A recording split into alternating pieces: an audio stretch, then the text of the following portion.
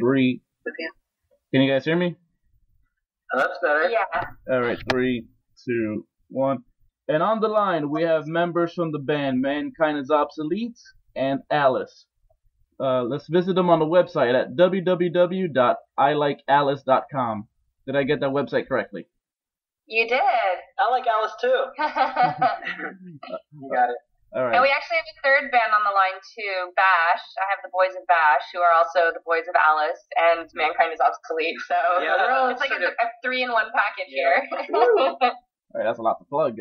What's the website for? Is there a website for Bash or a Facebook, Twitter? Yeah, it's the website is bashrock.com. The Facebook is wannabash. Nice, I love it. And the Instagram is bashrockbash. Do you like our names? Yes. We like to be creative. Yes, I do. I mean, from actually, what?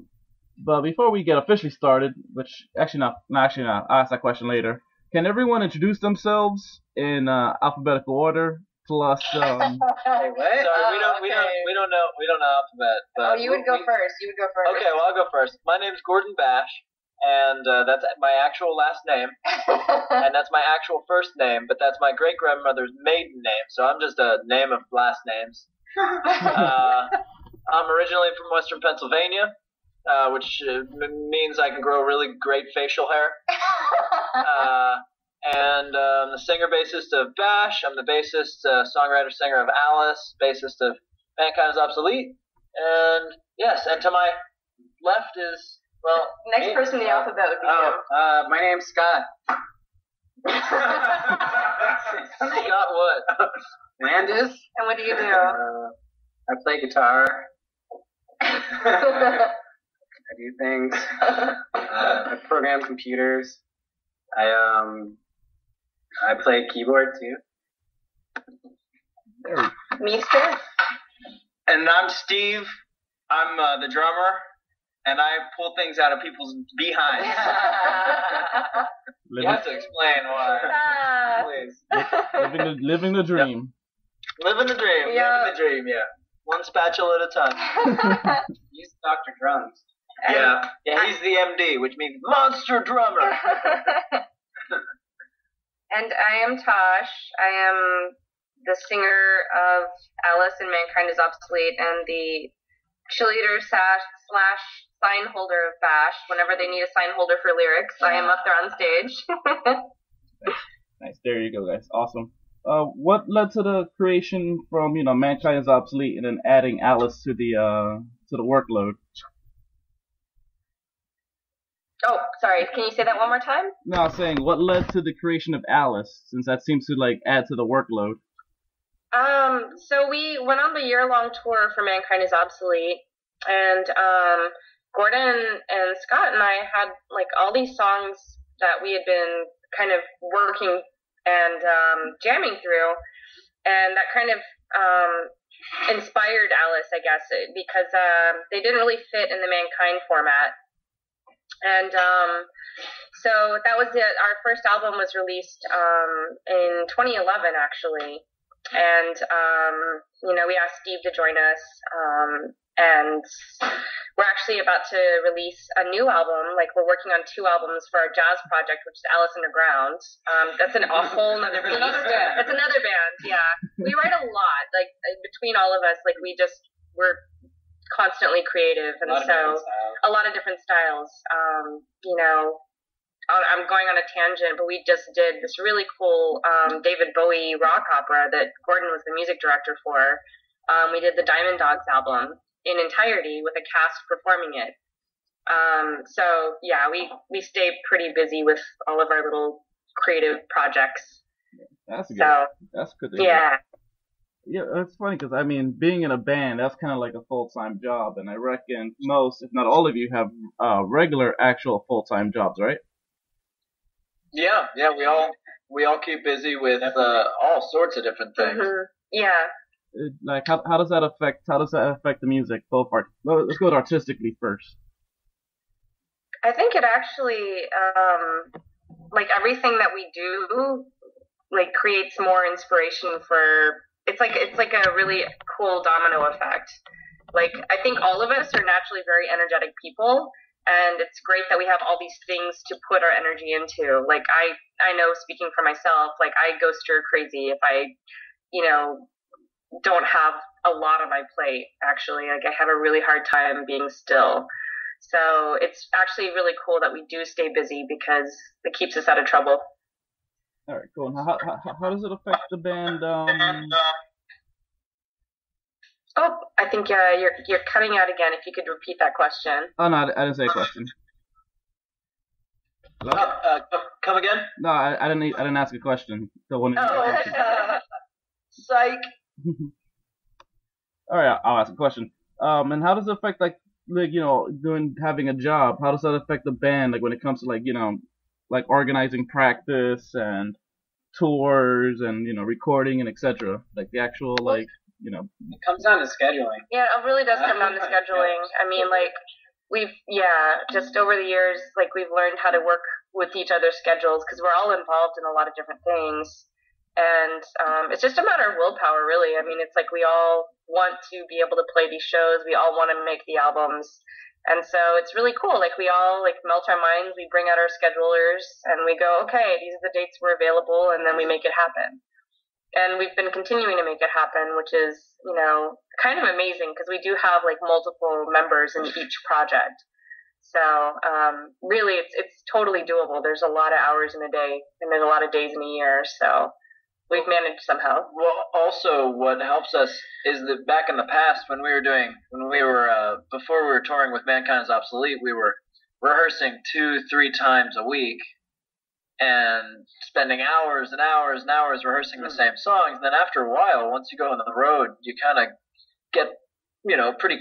Yeah, you get pretty good at your instrument, and then you don't have to practice quite as much. So we have less practice time, but we make the most of it. And so sometimes with Bash, we don't even rehearse before a show. We just pull up the set list and go. And, it's like we make the most of what we have, and it's pretty magical how it all comes together. I think part of it is because we play together all the time. We were just talking about, this last month, we literally just was back-to-back shows. Like, we were playing Anime Expo with Alice Underground, our jazz band, and, Bash had shows scheduled, and Alice had shows scheduled, and we all just managed to make it all work. In the next month, I'm literally going to be, playing this big masquerade ball with Alice, and then I'm singing for another band called the Beta Machine, so I'm going to be singing with them and then doing a Mankind show. It's really cool. John, our drummer, just got asked to play with IMX, so this will be his last show with us before he goes on tour with IMX. Yeah, I'll probably be seeing him when he hits the city, New York City, that is. Yeah. All right, cool. What's your next show? So let's go in order. When's the next Alice Underground show? You said the Masquerade Ball. Well, the next Alice show is in Ventura. That's this Friday, and then we're playing the Masquerade Ball next Friday and Saturday. Next Friday, Saturday, we need a date. Oh yeah. Ventura show is happening August 7th, and then we're playing the Masquerade Ball August 14th and 15th. Mm-hmm. That's cool. And then Mankind is Obsolete. And then Mankind is Obsolete's playing on August 22nd. Yeah, that's the one I seen the advertisement for. Yes. Thank you. And then our big Alice Bash double header is happening on October 3rd at Pub Rock in Arizona. In Phoenix area. Yeah. So that's going to be very exciting. Yeah, that'll be fun. Yeah, I noticed you guys do a lot of shows in LA and Arizona. Arizona, you guys have a decent following there, or what? What's going on there? Yeah, well, after playing there for many years with Mankind is Obsolete, they kind of consider us locals. Yeah. So, it's not that far after you've driven it about 100 times. Yeah. There was a time we were literally probably playing Arizona more than LA. I love the people out there. They really have a lot of love for music, and they've been incredibly supportive. So yeah, we like to make it out there as much as we can. All right. Well, yeah. That just answered one of my other questions. I was expecting to ask, are you guys gonna do like a Tool Perfect Circle thing one day? And here we go. It's already happening. Yeah, I think it is kind of happening. Well, the irony is that Tosh mentioned Beta Machine, which is the bass player Matt McJunkins, who is playing with the Eagles of Death Metal right now. But he was also friends of ours when when Tosh and John were going to Musicians Institute, and he used to fill in for me on bass. And now they're all kind of involved. He was playing bass with Ashes Divide before he moved to Perfect Circle. So it's him and Jeff, the drummer of Beta Machine, also plays with them. Yeah. So it's a very small world. It is a small world. Oh, small talented world, I guess. It is. So quickly, guys, do you have any favorite tales from the road? This one will also go on out there. Who's the audience of this? Are there small children? Because if so, I might have to say my friend this one time. No, our audience consists of adults mostly. We're listed on the iTunes as under explicit, not safe for work. All right. Like, hey, do y'all remember when we were staying with this crazy guy in New Jersey and watching all this horror and anime? No, never heard of it. I don't remember that at all.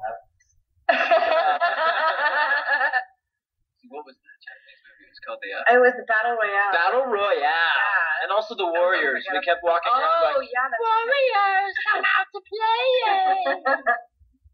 It was awesome. That was such a fun time. And we had to duck to walk around in that place. It was really fun. Yeah, actually. You had the best pizza of my life in your neighborhood. It was pretty amazing. And there was also some great pasta that was made in the kitchen of that place. I loved it. That might have been my drunken cooking. Go me, ladies. Ladies, that's a plug for me, just in case. I think one of the craziest times is when we got hit by a drunk driver in Arizona. That was pretty crazy. That was crazy. Yeah. Yeah, Tosh had pulled a muscle in her chest singing one of our sets, and so we were going to the hospital anyway because she couldn't breathe, and so I finished singing the set and then ran up the hill trying to scope out where the hospital was, and meanwhile Scott jumped in the van and started driving, and then the drunk driver slammed into the side of the van crossing an intersection, and it would have been where I had been sitting, so the world works in wonderful, mysterious ways. Oh. And then despite having pulled a muscle in her chest, Tosh jumped out of the van and proceeded to bitch the guy out, just verbally give him some lashings with her. Well, he actually drove away. He got scared of you. He wasn't scared. I'd be scared. No. He's like, she's gonna kill me. No, he was drunk. The guy was drunk, and he hit us, and then he drove away. And underage, and uninsured. Unfortunately. So we never did see money for that. Well, yeah. That was a bummer. But we did have amazing fans that pulled out of the woodwork and helped us raise funds to get another band, so that was awesome. Oh, that's nuts. He was afraid of that Irish rage? Yes. All should fear the Irish Texan rage. Yeah. And there was this one time just before having to cross the border into Canada. We were in Cleveland, Ohio. We were on tour with Android Lust, and that was the tour, the Animalia tour that we were opening up for Android Lust. Steve Kafalis was right here. Hello. He was drumming for them at the time, and so I visited with my parents in the car, and my dad said, the GPS is on the dash. Don't you think you should hide that? And I was like, yeah, it's no big deal. Well, just a little bit later, somebody broke into the van, stole the GPS, and stole John's backpack, which had his passport in it. And so, just before crossing the border, we had that to deal with. And then they basically just kept searching our bags over and over and over again. And we watched our sound check come and go, and we just had to turn around and come back. They didn't even let us across the border, the jerks. No, well, who needs Canada anyway? Yeah, exactly. Well, they do have really good maple syrup. And ice hockey. Yeah, there you go. And back in the 90s, they had really great weed. But we wouldn't know anything about that. No, we do. That's right. This is an audio podcast. They can't see us winking. We're Californians, so, That's right. Speaking of Californians, if you had what do you choose? In-N-Out burger or Jack in a Box? In-N-Out all the way. Oh, I definitely like the good old In-N-Out. All right. Wow. Family friendly. No, not this show. No. Well, I'm glad to hear it because I thought I'm not the only one. In-N-Out's like pretty much my first stop whenever I hit either LA or Vegas. It's like drop my bags, go straight to In-N-Out. Yeah, that's us and Cracker Barrel when we leave California. Yeah. We love us some Southern cooking. Oh yeah, Biscuits and gravy. country fried steak all the way. Oh yeah, and the gift store always has really odd musical instruments. Yeah, actually over here, I forgot the date, like September 20 something, we're having a Warriors thing. Like, What? yeah, at Coney Island. It's a screening, and most of the Warriors are going to be there. So, it's like a Warrior convention. That sounds like fun. So it's actually going to look like the big meeting in the very beginning when all the gangs got together, right? I'm sure people are coming out in costume, right? Oh, yeah, we got Oh, yeah. Gosh, that Dude, sounds you have to amazing. take pictures. I need to see this. Yeah, this is happening. It's happening. We're going, watching the movie. We might dress up as the Baseball Furies or something, and then put photos of the Warriors. That's great. Those are the best. Oh man. So if you guys were have to let's just say you have a friend. Let's just say his name rhymes. His name is Diego, and he's coming to LA. What tips would you give him to do? Like, hey, what's something cool to do on the weekend? Or Well, what kind of things is into? I think he's into beer. Beer sounds like a thing he's into. Beer, and just hanging out, checking stuff out. Enjoying life. There's a lot of places to drink. Yeah. Breweries and stuff like that. Like, there's all these small time breweries in LA that all crafty, artisanal beers and stuff like that. LA's definitely into the beers and Yeah, the food. we like our beer and we like our food. Yeah. Downtown LA, especially of late, last maybe 6-7 years, has become incredibly, what would you call it, mixology based, where they take 10 minutes to make your drink, and they have really crazy ice cubes, and it's very good, but it's very overpriced, and it's really not worth it. They do have another thing that people love out here is food trucks. They'll have food truck festivals, food truck/beer festivals. So that happens. Oh yeah, you should find the Kobe barbecue food truck. I think that's just Kobe barbecue. Oh yeah, there's that. Yeah. It's Korean barbecue tacos. It's delicious. Oh, and these days, because Uber is so uber successful, you don't have to pub crawl. You can pub Uber. Yep. Oh, yeah. Yeah, is Uber a thing out in Jersey? Yeah.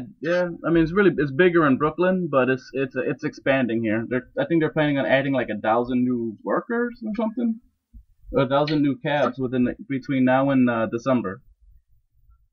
So yeah, it's expanding here. Yeah. All right, so yeah, that whole 10-minute mix thing. I think sober Diego might like that, but drunk Diego would be annoyed waiting 10 minutes for his drink. That's why I think I just like beer. They just pour it, and there it is. It's right there. Definitely. Yeah. So you guys don't have any plans to come visit us in the East Coast anytime soon? We wish. Maybe we could put something together.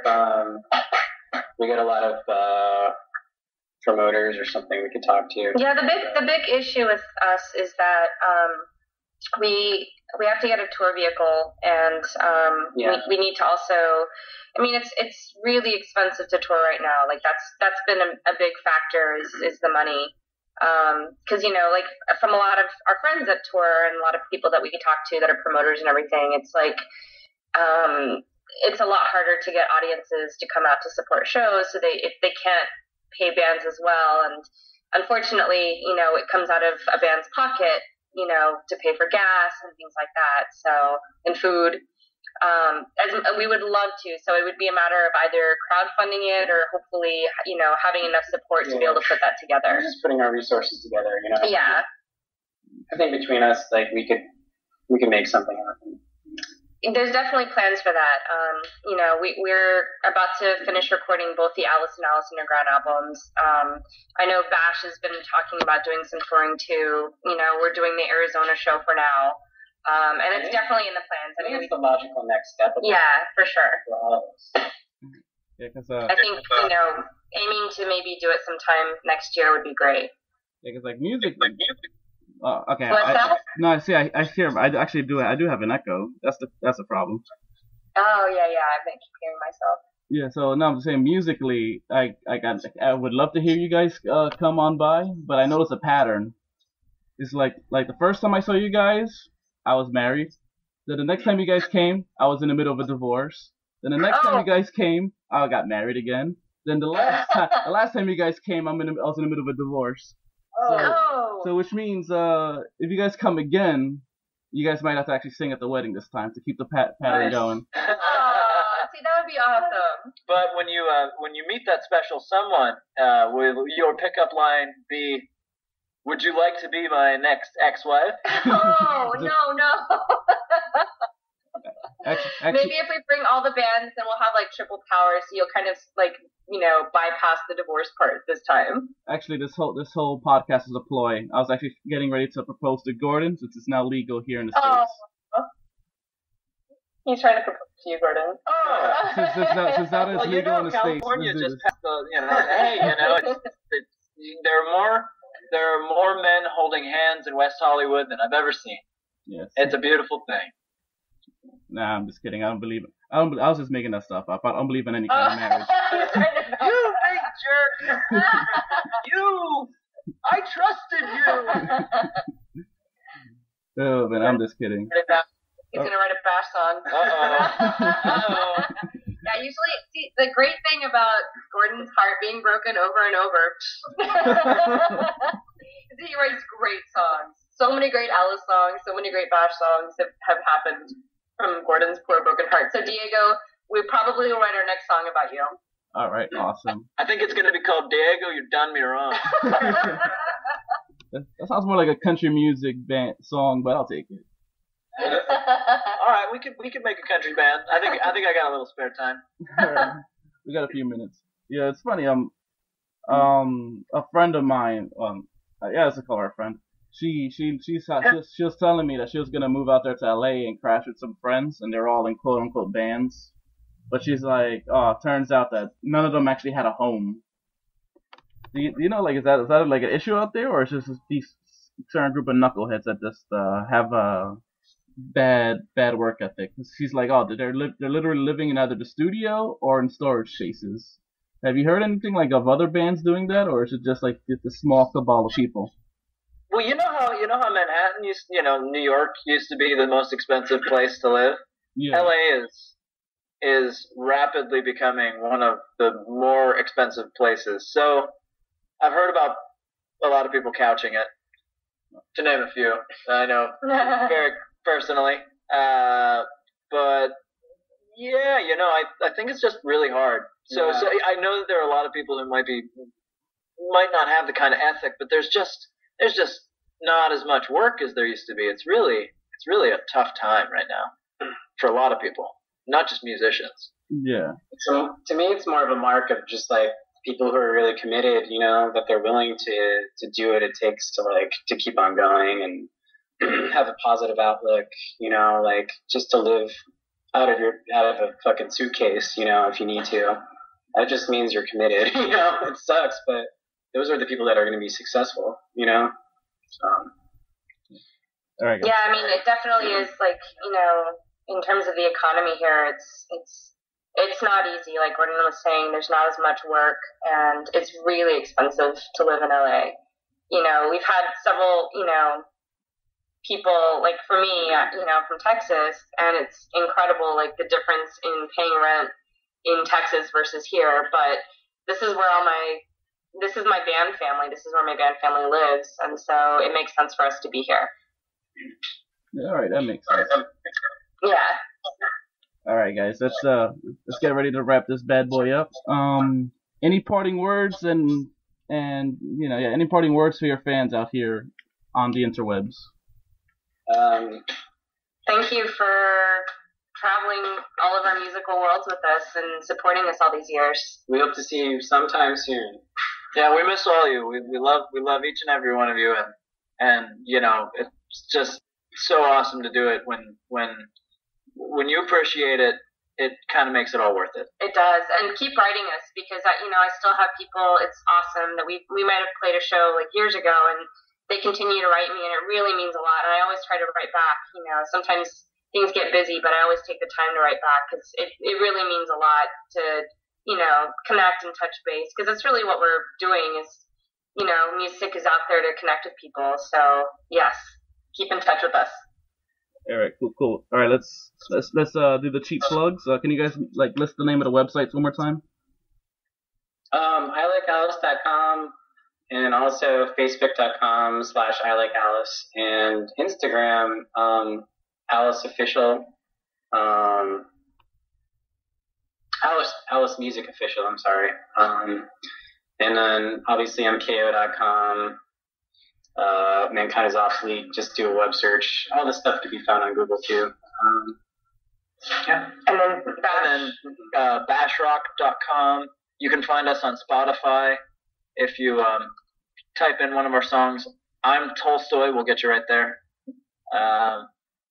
Bash Rock Bash, Wanna Bash, all those things will work. You'll find it.